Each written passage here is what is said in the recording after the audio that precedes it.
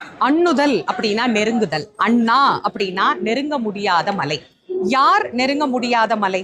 ஆணவம் உள்ளவர்கள் நெருங்க முடியாத மலை.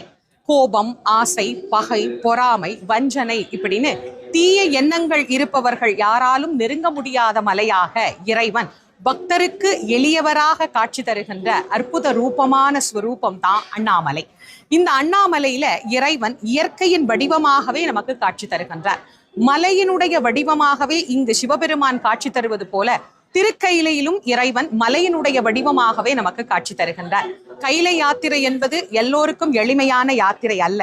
ஆனால் அண்ணாமலையார் எளியவர்க்கு எளியவராக காட்சி தர வேண்டும் அப்படிங்கிறதுக்காகவே இங்கே மலையின் வடிவமாகவும் உள்ளே லிங்கத்தின் வடிவமாகவும் நமக்கு காட்சி தந்து அருளுகின்றார்.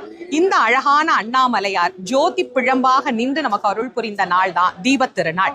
இங்க சிவபெருமானுக்கு எவ்வளவு சிறப்போ அதே போல முருகப்பெருமானுக்கு